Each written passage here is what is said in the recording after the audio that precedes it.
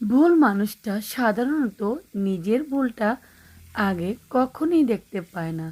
আমাদের সমাজে এমন কিছু লোক আছে সবসময় নিজের বীরত্বটাকে সবসময় জাহিল করতে চায়। তাই ভুল মানুষটা সবসময় নিজের জিদটাকে আগে প্রকাশ করে। সে নিজের জিদকে শক্ত করে আঁকড়ে ধরে রাখে, যেন সেটাই তার একমাত্র সত্য।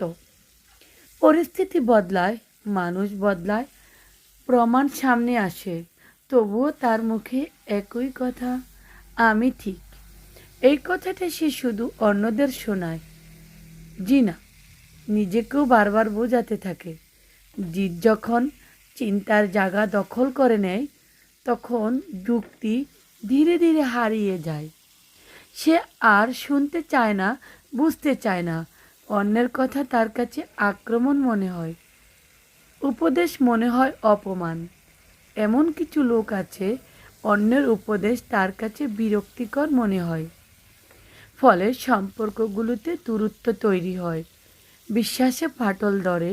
কিন্তু এসবের দায়ও সে নিজের ঘাড়ে নেয় না। দোষ ঘুরে ফিরে যায় অন্যদের উপর, পরিস্থিতির উপর, সময়ের উপর। এ ধরনের মানুষ নিজের ভুল স্বীকার করলেও ছোট হয়ে যাবে মনে করে, অথচ সত্যটা ঠিক উল্টো।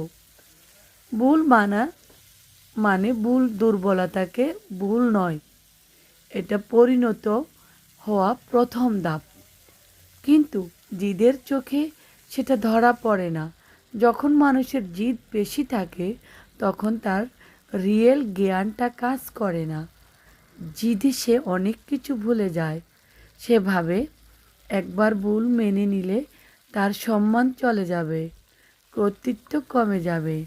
তাই সে ভুলের দেওয়াল আরও উঁচু করে তোলে, নিজের চারপাশে নিজেই একা হয়ে যায়।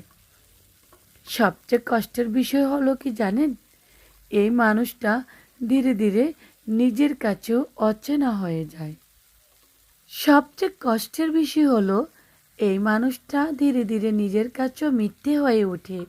নিজের বিবেকের কাছে আওয়াজটা চাপা পড়ে যায় যে আমি ঠিক, এই জেদের নিচে। সময়ের সাথে সাথে সে এতটাই অভ্যস্ত হয়ে যায় যে ভুল আর ঠিকের পার্থক্যটাই ঝাপসা হয়ে যায়। শেষ পর্যন্ত ক্ষতিটা কার হয়? বেশিরভাগ সময় অন্যদের নয়, নিজেরই অনেক বড় ক্ষতি হয়। কারণ জিদ মানুষকে জিততে সাহায্য করে না, মানুষকে একা করে দেয়।